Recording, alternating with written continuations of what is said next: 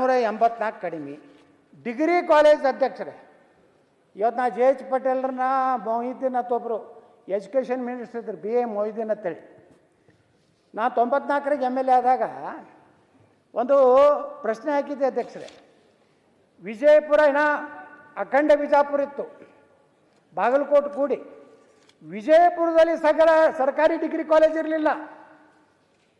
ಏನೋ ಪುಣ್ಯಾತ್ಮರು ಸ್ವಾಮೀಜಿಗಳು, ಬಂತನಾಳ ಸ್ವಾಮಿಗಳು, ಯಾವ ಮಠಾಧೀಶರು, ಬೆಳಗಾವಿಯಲ್ಲಿ ಸಪ್ತ ಋಷಿಗಳು, ಬಿಜಾಪುರದಲ್ಲಿ ಬಂತನಾಳ ಸ್ವಾಮಿಗಳು, ಹೈದರಾಬಾದ್ ಕರ್ನಾಟಕದಲ್ಲಿ ಹೈದರಾಬಾದ್ ಕರ್ನಾಟಕ ಶಿಕ್ಷಣ ಸಂಸ್ಥೆ ಇದ್ದು ಅಂತೇಳಿ ನಮ್ಮ ಮಕ್ಕಳು ಡಿಗ್ರಿ ಕಾಲೇಜು ಅಖಂಡ ಜಿಲ್ಲೆ ಬಿಜಾಪುರ ಎಟ್ಟಿತ್ತು ಅಧ್ಯಕ್ಷರಾದರೆ. ಇಡೀ ಭಾರತದಲ್ಲಿ 2ನೇ ಭೌಗೋಳಿಕವಾಗಿ ದೊಡ್ಡ ಜಿಲ್ಲೆ ಬಿಜಾಪುರ. ಆದರೆ ಒಂದು ಸರ್ಕಾರಿ ಡಿಗ್ರಿ ಕಾಲೇಜ್ ಇರಲಿಲ್ಲ ನಾ MLA ಆಗೋರಿಗೆ. ಅವಾಗ ಪಾಪ ಮೊಹಿದ್ದೀನ್ ಅವರು ನಾನು ನೆನೆಸ್ಕೋತೇನೆ. ನನಗೆ ಕೇಳಿದ್ರು, ಏನು ಯತ್ನಾಳ್ ನಿಮ್ಮ ಜಿಲ್ಲೆಯಲ್ಲಿ ಜಿಲ್ಲಾ ಕೇಂದ್ರದಲ್ಲಿ ಒಂದು ಡಿಗ್ರಿ ಕಾಲೇಜ್ ಇಲ್ಲ? ಅವಾಗ ಮೊಹಿದ್ದೀನು ಜೆ ಎಚ್ ಪಟೇಲ್ ಇದ್ದಾಗ, ಸಿದ್ದರಾಮಯ್ಯನವರು ಉಪಮುಖ್ಯಮಂತ್ರಿ ಇದ್ದಾಗ ನಮ್ಗೆ ಮಂಜೂರಾಯ್ತಾಯಿತು. ಸರ್ಕಾರಿ ಕಾನೂನು ಕಾಲೇಜುಗಳು 58 ಈ ಕಡೆ, ಉತ್ತರ ಕರ್ನಾಟಕ 34, 24 ಕಡಿಮೆ. ಮೆಡಿಕಲ್ ಕಾಲೇಜ್ ಅಧ್ಯಕ್ಷರೇ, 519 ಮೆಡಿಕಲ್ ಕಾಲೇಜು ದಕ್ಷಿಣದಲ್ಲಿ, 182 ಮೆಡಿಕಲ್ ಕಾಲೇಜು ಉತ್ತರದಲ್ಲಿ, 337 ತಾಂತ್ರಿಕ ಶಿಕ್ಷಣ ಸಂಸ್ಥೆಗಳು 154 ದಕ್ಷಿಣ, 45 ಉತ್ತರ, 109 ಕಡಿಮೆ. ಆರೋಗ್ಯ ಘಟಕಗಳು 31 ದಕ್ಷಿಣ, 9 ಉತ್ತರ, 22 ಕಡಿಮೆ. ಸರ್, ಆರೋಗ್ಯ ಉಪಕೇಂದ್ರಗಳು ಅಧ್ಯಕ್ಷರೇ, ಆರೋಗ್ಯ ಉಪಕೇಂದ್ರಗಳು 5,485. ಉತ್ತರ ಕರ್ನಾಟಕದಲ್ಲಿ 3,600. ಪ್ರಾಥಮಿಕ ಆರೋಗ್ಯ ಕೇಂದ್ರಗಳು ದಕ್ಷಿಣದಲ್ಲಿ 1,496, ಉತ್ತರದಲ್ಲಿ 875.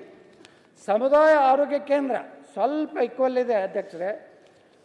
ಆಹಾರ ನಾಗರಿಕ ಪೂರೈಕೆ ಗೋದಾಮುಗಳು ದಕ್ಷಿಣದಲ್ಲಿ 123, ಉತ್ತರದಲ್ಲಿ 85, 38 ಕಡಿಮೆ. ಅಂಗನವಾಡಿಗಳು ಈಕ್ವಲ್ ಇದೆ, ನಾನು ಅಂಗನವಾಡಿ ಇಲ್ಲ, 35,398. ಉತ್ತರ ಕರ್ನಾಟಕದಲ್ಲಿ 34,544. ಯಾರೀ ನಿಮ್ಮಂಗೆ ನಾವು ಉತ್ತರ ಕನ್ನಡ ದಕ್ಷಿಣ ಕನ್ನಡ ಹಂಗೇನು ಮಾಡೋದಿಲ್ಲ. ನಾ ಇಡೀ ಕರ್ನಾಟಕ ಒಂದೇ ಇರಬೇಕನ್ನೋ ಅಂತೀನಿ. ಅಂತಾರಾಷ್ಟ್ರೀಯ ವಿಮಾನ ನಿಲ್ದಾಣ ಅಧ್ಯಕ್ಷರೇ, ಈ ಬೆಂಗಳೂರಿನಾಗ ಒಂದು ಐತಿ. ಅನಂತಕುಮಾರ್ ಅವರು SM ಕೃಷ್ಣ ಅವರಿದ್ದಾಗ ಈ ಬೆಂಗಳೂರು ಮೆಟ್ರೋ ಬಂದಿದ್ದು SM ಕೃಷ್ಣ ಅನಂತಕುಮಾರ್ ಅವರು ಒಂದು ಕಾಂಬಿನೇಷನ್ ಏನಿತ್ತಲ್ಲ, ಇವತ್ತೇನು ನಮ್ಮ ಮೆಟ್ರೋ ಆಗಿದೆಯಲ್ಲ, ಅವರಿಬ್ಬರಿಗೂ ಗೌರವ ಸಲ್ಲಿಸ್ಬೇಕು. ಯಾರಿಗಂದರೆ SM ಕೃಷ್ಣ ಅವರಿಗೆ ಮತ್ತು ನಮ್ಮ ಅನಂತಕುಮಾರ್ ಅವ್ರಿಗೆ. ಅನಂತಕುಮಾರ್ ನಿಜವಾಗಿ ಕರ್ನಾಟಕಕ್ಕೆ ಹೆಚ್ಚು ಕೇಂದ್ರದಿಂದ ಕೆಲಸ ಮಾಡಿಕೊಟ್ಟಂಥವ್ರು. ಇವತ್ತು ನಾನು ಅನಂತಕುಮಾರ್ ಅವ್ರನ್ನ, ದಿವಂಗತ ಅನಂತಕುಮಾರ್ನ ಈ ಸಂದರ್ಭದಲ್ಲಿ ನಾನು ನೆನೆಸಲಿಕ್ಕೆ ಬಯಸ್ತಾ ಇದ್ದೀನಿ. ಆದರೆ ಅಂತಾರಾಷ್ಟ್ರೀಯ ಇನ್ನೊಂದು ವಿಮಾನ ನಿಲ್ದಾಣ ಮತ್ತು ಬೆಂಗಳೂರಿಗೆ, ಅಂದರೆ ಬೆಳಗಾವಿ, ಧಾರವಾಡ ನಡ್ಬೇಕು, ಎಲ್ಲೂ ಇಂಟರ್ನ್ಯಾಷನಲ್ ಏರ್ಪೋರ್ಟ್ ಬೇಡವಾ? ಒಂದು IT-BT ಮಂಗಳೂರು ಬಿಡ್ರಿ, ಬೆಂಗಳೂರು ನಾನು ತುಲನಾತ್ಮಕ ಮಾಡ್ಲಿಕ್ಕತ್ತಿದ್ದು ಉತ್ತರ ಕರ್ನಾಟಕ, ದಕ್ಷಿಣ ಕರ್ನಾಟಕ. ಮಂಗಳೂರಿಗೆ ಹಾಕಿದ್ದಕ್ಕೆ ನಮಗೇನು ತೊಂದರೆ ಇಲ್ಲ. ಅದೇ ರೀತಿ ಇಲ್ಲಿ ಒಟ್ಟು 120 ದಿವಸ ನಡೆದೈತೆ ರೀ. ಈ ಏನು ಸುವರ್ಣಸೌಧ ಕಟ್ಟೋದು ಕಿತ್ತ ಮೊದಲು ಹಿಡಿದು ಬರೇ ಅಧಿವೇಶನಗಳು 120 ದಿವಸ ನಡೆದೈತೆ ಅಧ್ಯಕ್ಷರೇ. ಅದೇ ರೀತಿ ಇವತ್ತು ಒಟ್ಟು ಇಲ್ಲಿ ತನಕ ಆದ ಮುಖ್ಯಮಂತ್ರಿಗಳೊಳಗೆ 21 ಜನ, ಇವತ್ತು ಏನೋ 14 ಜನ ದಕ್ಷಿಣ ಕರ್ನಾಟಕ, ಉತ್ತರ ಕನ್ನಡದ 7 ಜನ ಯಾರೂ ಪೂರ್ಣ ಅವಧಿ ಮುಗಿಸಲಾರ್ದು. ಅದೇ ರೀತಿ ಈ ಒಂದು ಸಂದರ್ಭದಲ್ಲಿ ನಾನು ಅಧ್ಯಕ್ಷರೇ, ಇವತ್ತು ಏನು ಉಳಿದ ಎಲ್ಲ ಒಂದು ಸಮಸ್ಯೆ ಜೊತೆಗೆ ಇವತ್ತು ಆರೋಗ್ಯದಲ್ಲಿ ಅಧ್ಯಕ್ಷರೇ, ಇವತ್ತು ಕನಿಷ್ಠ 10,000 ಜನರಿಗೆ ಒಂದು ಪ್ರಾಥಮಿಕ ಆರೋಗ್ಯ ಕೇಂದ್ರ ಇದೆ, 5,000 ಜನರಿಗೆ. ಪಶು ಆಸ್ಪತ್ರೆಗಳು 5,000 ಪಶುಗಳಿಗೆ ಒಂದು ಆಸ್ಪತ್ರೆ ಇರಬೇಕಾಯ್ತದೆ. ಇವತ್ತು ಉತ್ತರ ಕರ್ನಾಟಕದಲ್ಲಿ 35ರಿಂದ 40 ಏನು 1000ಕ್ಕೆ 1 ಪಶು ಆರೋಗ್ಯ ಕೇಂದ್ರ ಇದೆ. ಉತ್ತರ ಕನ್ನಡ ಕಾರವಾರನಲ್ಲಿ ಎಷ್ಟೋ ವರ್ಷದಿಂದ ಒಂದು ಸೂಪರ್ ಸ್ಪೆಷಾಲಿಟಿ ಹಾಸ್ಪಿಟ್ಲ್ ಮಾಡ್ಬೇಕಂತೇಳಿ ಪ್ರಧಾನಮಂತ್ರಿಗಳು ರಕ್ತದಿಂದ ಬರೆದು ಕೊಡುವಂಥದ್ದು ಅಲ್ಲಿ ಡಾಕ್ಟರ್ಸ್ ಅಧಿಕಾರ ಮಾಡಿದ್ರು. ಇನ್ನೂವರೆಗೆ ಯಾವ ಸರ್ಕಾರನೂ ಇವತ್ತು ಮಾಡದೇ ಇರುವಂಥ ಪರಿಸ್ಥಿತಿಯಲ್ಲಿ ಅಧ್ಯಕ್ಷರೇ ಇವತ್ತು ನಾ ಹೇಳಿದೆ, ಏನು ನೀರಾವರಿ ಭಾಳ ಪ್ರಮುಖವಾದಂಥ ನೀರಾವರಿ ಬಗ್ಗೆ ನಾನು ಬರ್ತೇನೆ. ಇಲ್ಲಿ ಏನಾಗಿದೆ ನೀರಾವರಿ ಹೇಳಿದ್ರು ನಿನ್ನೆ ಉಪಮುಖ್ಯಮಂತ್ರಿಗಳು 1,20,000 ಕೋಟಿ ರೂಪಾಯಿ ಬೇಕು. ಇವ್ರು ಎಷ್ಟು ಹಣ ಇಟ್ಟಿದ್ದಾರೆ ಈಗ ಹೇಳಿದ್ರು. ಇನ್ನು 2 ದಿವಸದಲ್ಲಿ ಸಾಂಕೇತಿಕವಾಗಿ 40 ಲಕ್ಷ ನೀರಾವರಿ ಇದ್ದವರಿಗೆ, ಅಲ್ಲಿಂದ 25 ಲಕ್ಷ ಯಾರಿಗೆ ಏನು ಒಣ ಬೇಸಾಯದವರಿಗೆ, ಈ ರೀತಿ ಸುಮಾರು 1,33,867 ಎಕರೆ ಸಬ್ಮರ್ಜ್ ಆಗ್ತದೆ. ಅದರಲ್ಲಿ ನೀರಾವರಿ ಸಲುವಾಗಿ 75,563, ಅದೇ ರೀತಿ ಏನು ಪುನರ್ವಸತಿ ನಿರ್ಮಾಣಕ್ಕಾಗಿ 6,467, ಕಾಲುವೆ ನಿರ್ಮಾಣಕ್ಕಾಗಿ 51,837 ಎಕರೆ ಸೇರಿ 1,33,000. ಈ ಒಂದು ಕೆಲಸ ಇವತ್ತು ಏನು 2ನೇ ಹಂತದಲ್ಲಿ ಏನು ಅಧ್ಯಕ್ಷರೇ ಏನು ಕಾಲುವೆ ಮಾಡ್ಯಾರಲ್ಲ, ಇನ್ನೂವರೆಗೆ ಅವ್ರಿಗೆ ಪರಿಹಾರ ಕೊಟ್ಟಿಲ್ಲ. ನ್ಯಾಯಾಲಯಗಳಲ್ಲಿ ನಿನ್ನೆ ಆ ಅಸಿಸ್ಟೆಂಟ್ ಕಮಿಷನರ್ ಅವ್ರ ಆಫೀಸು ಕುರ್ಚಿ ಟೇಬಲ್ಲು ಕಂಪ್ಯೂಟ್ರ್ ಎತ್ಕೊಂಡು ಟೆಂಪೋದಾಗ ಹೋಯ್ತು. ಇಲ್ಲಿ ಉಪಮುಖ್ಯಮಂತ್ರಿ ಉತ್ತರ ಕೊಡ್ತಾರೆ, 10 ಲಕ್ಷದ 10 ಕೋಟಿ ಮಾಡ್ಯಾರ, ನಾ ಏನು ಕೊಡೋದಿಲ್ಲ. ಅದಕ್ಕೇನಾದ್ರು ಒಂದು ಫೈನಲ್ ಮಾಡಬೇಕಲ್ಲ. ಯಾವಾಗ 73, 74ರಲ್ಲಿ ಏನು ಇವತ್ತು ಅವಾರ್ಡ್ ಆಗಿವೆ ಅವುಗಳ ಸಹಿತ ಇವತ್ತು ಆಗಿಲ್ಲ. ಹಂಗಾದ್ರೆ ಅಧ್ಯಕ್ಷರೇ, ಇವರೆಲ್ಲರೂ ಹೇಳ್ತಾರಲ್ಲ, ಯಾವ ಸರ್ಕಾರಕ್ಕೆ ನಾ ಹೇಳೋದಿಲ್ಲ, ಎಲ್ಲರೂ ಬಂದವರು ಏನು ಹೇಳ್ತಿದ್ರು, ನಾವು ಕೃಷ್ಣೆಯನ್ನು ಪ್ರತಿ ವರ್ಷ 10,000 ಕೋಟಿ ಕೊಡ್ತೀವಿ ಅಂದರು, ಒಬ್ಬರು 25,000 ಕೋಟಿ ಕೊಡ್ತೇನೆ ಅಂದರು. 1,20,000 ಕೋಟಿ ರೂಪಾಯಿ ಈ 2.5 ವರ್ಷನಾಗ ಕೊಟ್ಟು ಏನಾದ್ರು ಮುಗಿಸ್ಲಿಕ್ಕೆ ಸಾಧ್ಯತೆ ಸಾಧ್ಯ ಇಲ್ಲ. ಯಾವ ಸರ್ಕಾರ ಇದ್ರೂ ಇಷ್ಟು ದಿವಸ ಅಧ್ಯಕ್ಷರೇ ಇವತ್ತೇನು ನಾವು ನೋಡ್ತಾ ಇದ್ದೀವಲ್ಲ, ಕೃಷ್ಣಾ ಮೇಲ್ದಂಡೆ ಯೋಜನೆ ಆಗ್ತದೆ ಅನ್ನೋಂಥ ವಿಶ್ವಾಸ ನಮ್ದು ಹೋಗಿಬಿಟ್ಟಿದೆ. ಯಾಕಂದ್ರೆ ನಿಮಗೆ ಇಷ್ಟು ದುಡ್ಡು 70,000 ಕೋಟಿ ಬರೇ ಜಮೀನು ಕೊಡಬೇಕಾಗ್ತದೆ.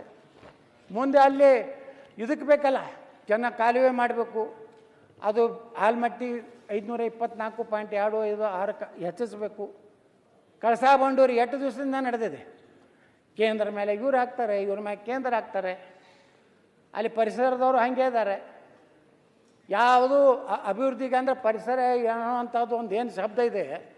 ಇವತ್ತು ಹುಬ್ಬಳ್ಳಿ ಅಂಕೋಲ ಅನುಮತಿ ಕೊಡೋದಿಲ್ಲ.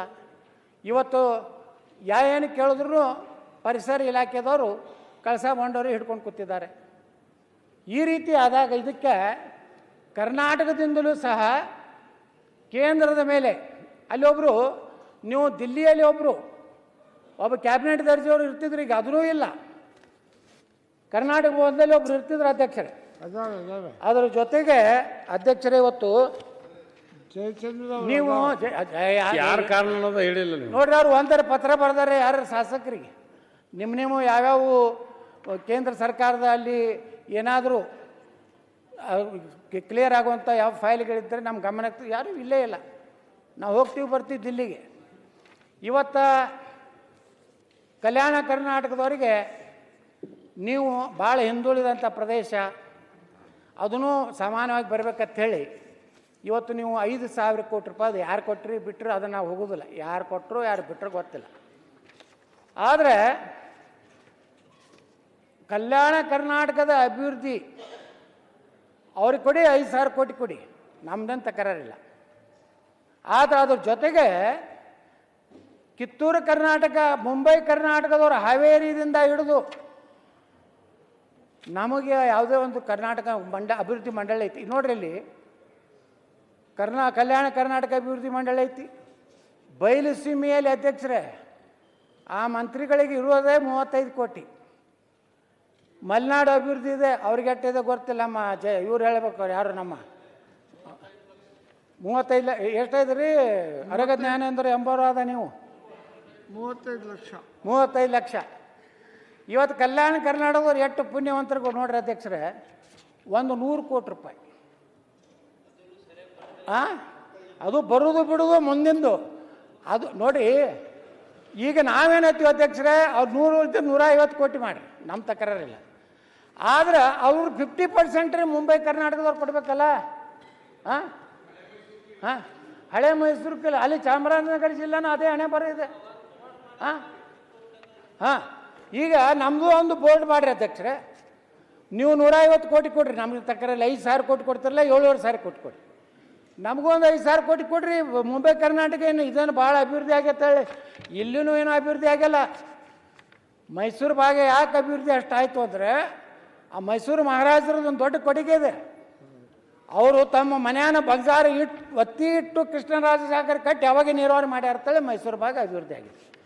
ನಮ್ಮಲ್ಲಿ ಯಾರ್ರೀ ಆದಿಲ್ ಸಾಯಿ, ಬರೀದ್ ಸಾಯಿ, ಕುತುಬ್ ಸಾಯಿ, ಮೊಹಮ್ಮದ್ ಸಾಯಿ ಅವರೇ ಬರೇ ಕಟ್ಟ್ಯಾರ ನೋಡ್ರಿ ಗುಮ್ಮಟಗಳು ಎಲ್ಲ ಊರು ತುಂಬ ಅವೇ. ಮ್ಯಾಗಿಂದ ಹಿಂಗೆ ಡ್ರೋನ್ ಬಿಟ್ರೆ, ನಾನು ಬಿಜಾಪುರದಾಗ ಒಮ್ಮೆ ನಮ್ಮ ಮುನಿರತ್ನ ಬಂದಿದ್ರು ಮಂತ್ರಿ ಇದ್ದಾಗ, ಅಧ್ಯಕ್ಷರೇ ನನಗೆ ಫೋನ್ ಮಾಡಿದ್ರು, ಆ ಹೆಲಿಕಾಪ್ಟರ್ನ ಬಂದು ಇಳಿದು ಯತ್ನಾಳನ್ನ ಇಟ್ಟು ಅದಾವಲ್ಲ ಇವೆಲ್ಲ ಆ ಬರೇ ಗುಮ್ಮಟರೇ ಕಾಡ್ಸೋದು, ಇದ್ರಾಗ ನೀ ಹೆಂಗೆ ಆರಿಸಿ ಬರ್ತೀಯ ಅಂತ ಕೇಳಿದ್ರು. ಬಿಜಾಪುರ ಹಾಗೆ, ಬೀದರು ಹಾಗೆ, ಕಲಬುರಗಿ ಹಾಗೆ, ರಾಯಚೂರು ಹಾಗೆ, ಸ್ವಲ್ಪ ಬೆಳಗಾವ ಮುಂಬೈ ಸಮೀಪದಿಂದ ಡೆವಲಪ್ಮೆಂಟ್ ಆಯಿತು. ಅದಕ್ಕೆ ನಾನು ಈ ಸರ್ಕಾರಕ್ಕೆ ಮಾನ್ಯ ಮುಖ್ಯಮಂತ್ರಿಗಳಿಗೆ ಆಗ್ರಹ ಮಾಡ್ತೀನಿ, ನಮ್ಮದು ಒಂದು ಕಲ್ಯಾಣ ಕರ್ನಾಟಕ ಹೆಂಗೆ ಮಾಡಿರಿ ಹಂಗೆ ಕಿತ್ತೂರು ಕರ್ನಾಟಕ ಅಭಿವೃದ್ಧಿ ಮಂಡಳಿ ಮಾಡಿ ನಮಗೂ ಪ್ರತಿಯೊಂದು MLAಗೆ 50 ಕೋಟಿ ಕೊಡ್ಬೇಕಂತ ಹೇಳಿ, ಯಾರು ಮುಂಬೈ ಕರ್ನಾಟಕದವ್ರು ಅವ್ರು ಚಪ್ಪಾಳಿ ಹೊಡಿತಾರೆ ತಿಳ್ಕೊಂಡು ನೀವು ಹೊಡಿಲ್ಲ ಅಂದ್ರೆ ಬಿಡಲಕ್ಕ ಏನ್ರಿ ಕೊಂಡ್ರೆಡ್ಡಿ ಅವರ ಎಲ್ಲ ಕಟ್ಟದ ನೋಡ್ರಿ. ಅದಕ್ಕೆ ಅಧ್ಯಕ್ಷರೇ, ಇನ್ನು ಮುಂದಿನ ಅಧ್ಯಕ್ಷರೇ, ಇದು ಭಾಳ ಭಾಳ ಸೀರಿಯಸ್, ರೈತ ವಿರೋಧಿ, ರೈತರ ಬಗ್ಗೆ ಒಟ್ಟೆ ಕಾಳಜಿ ಇಲ್ಲಾರ್ದವ್ರು. ಆ ವಿಷಯನೂ ಸತ್ಯವನ್ನು ನಾ ಇವತ್ತು ಹೇಳಬೇಕಾಗಿದೆ. ಅಲ್ಲ, ಕಳಸಾ ಬಂಡ್ರಿ ಯಾರಿಂದ ನಿಂತಂತ ಹೇಳಲ್ಲ. ಕಳಸಾ ಬಂಡೂರಿ ಹೇಳಿದ್ರಲ್ಲ, ಕೇಂದ್ರ ಮತ್ತು ರಾಜ್ಯ ಅಂತ ಎರಡು ಹೇಳಿದ್ರು ಅವರೇ. ನೋಡ್ರಿ, ಆ ನ್ಯಾಯಾಲಯದಾಗ ಪರಿಸರದ ಹೇಳ್ದಲ್ಲ, ನರೇಂದ್ರ ಸ್ವಾಮಿ ಅವ್ರ ಪರಿಸರ ಹೇಳಿಲ್ಲ, ದಿಲ್ಲಿ ಪರಿಸರ ಹೇಳಿದ್ದು. ಅಲ್ಲಿ ಹೋದ್ರೆ ಬರೀ ಇದೆ ಹಣೆ ಬರ. ಹಿಂದೆ ಕೆ ಎಚ್ ರಂಗನಾಥ್ ಅಧ್ಯಕ್ಷರೇ, ತಾವು ನಿಮ್ಮ ಕಡೆ ಬಹಳ ಗಂಭೀರವಾಗಿ ನೋಡ್ತಾ ಇದ್ದೀನಿ, ತಾವು ನಗ್ತಾ ಇಲ್ಲ, ಅದಕ್ಕೆ ನನಗೆ ಸಮಸ್ಯೆ ಆಗಿದೆ. ನ್ಯೂಸ್ ಫಸ್ಟ್ ನಿರ್ಭೀತಿಯಿಂದ ನಿಮ್ಮ ಪರವಾಗಿ.